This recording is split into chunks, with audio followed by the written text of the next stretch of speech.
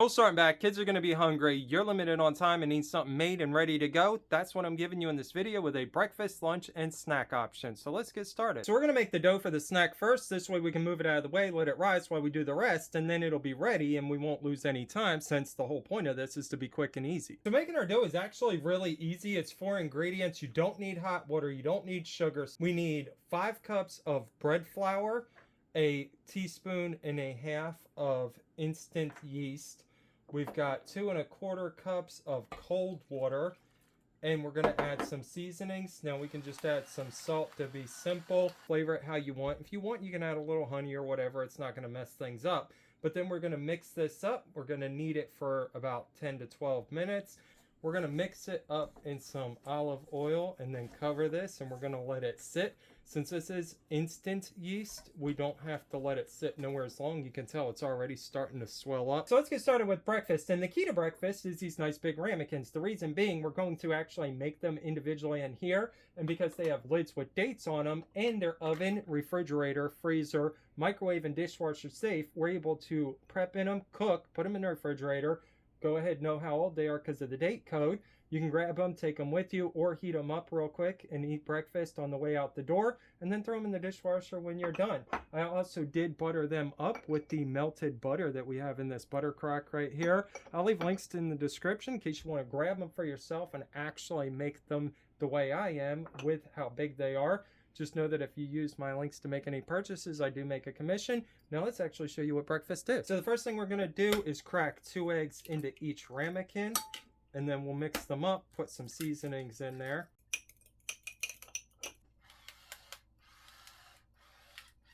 These salt and pepper grinders are really cool too. They're adjustable and everything else. I use them for all the time. You'll see them in all these videos. So if you want to grab them, they're down there too. We'll be using them a whole lot if you stick around for any of my cooking. All right, so the key to it is I want to make sure there's nutrition in here. And while I'm not a dietitian, I've done enough research. I know how I like feeding my family, what we don't like eating and keeping out of our diet. So we've got 2 eggs in here for some protein, calcium, potassium. Then we have spinach because I have to have a high potassium diet. So we've got lots of spinach in here, some lunch meat without nitrates. We have some bacon and other stuff, some eggs sometimes we put in here, maybe some mushrooms, that kind of thing. So it's kind of like a quiche. My little assistant here is going to help out with that real quick.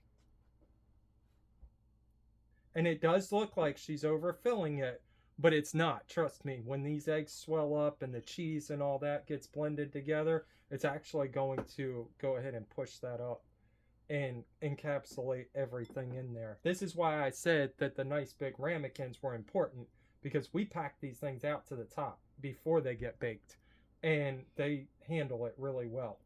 And they're nice big filling things. I've had them where I've eaten one just for dinner.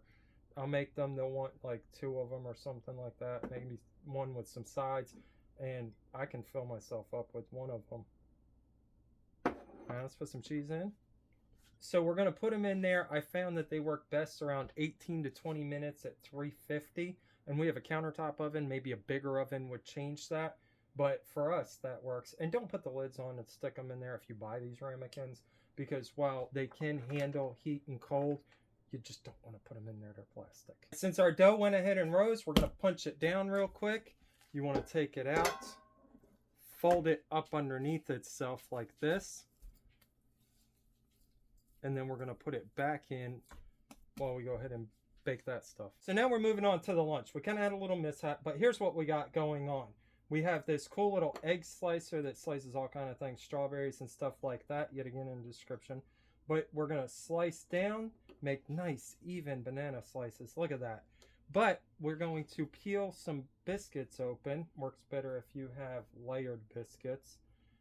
And then we're going to go ahead and put a little bit of honey in it and peanut butter. And this works better than, I mean, you could put like lunch meat and stuff in it, but then you have to worry about whether it stays cool and stuff like that. At least if you make this, they're just little like pastries that can sit out, but they're nice and nutritious still. It's not, you know, they might like it a little bit better than a regular peanut butter sandwich and stuff. They're going to be nice and contained, but you can still put whatever you want in here. Just a quick little idea. I'm going to have my assistant help. See, that's the other thing too. the kids might want to be a part of helping you get this done and making their food and stuff. Have some input. Maybe they're a little bit picky, or somebody likes something that somebody else doesn't. Like this one loves strawberries. I bet if we put some strawberry slices in here, she'd go ballistic. See, something simple and easy the kids can even help make. Just a nice little idea. Throw 2 of them, maybe 3 of them in their lunchbox. They should be good to go. So they're done. We're going to throw them in the oven, maybe 16 to 20 minutes, and see how they turn out. So they're out now, still nice and warm. Let's see how they turned out. Ooey gooey. Let's let the kids try them. Time for the snack. What we did was we made some little discs. We just took the dough, rolled a ball with it, flattened it out, then we stretched it out in the center a little bit to make it thin and make a little rim, because we're going to make some little pizzas. We're going to make regular pizzas with this, but I want to make some deep dish with the ramekins, so we're going to just stuff a little bit in there, put a little bit of sauce, then some cheese and some bacon, and we're going to see how it turns out. So they're done. I think I overcooked these a little bit, but these turned out just fine. We have a Ninja Foodie, so I actually put it on the pizza setting and put it on for 15 minutes, but we'll have to see. So they want to try. Actually, no, that's perfectly fine. Once you get the outer edge, it's actually really nice and soft. You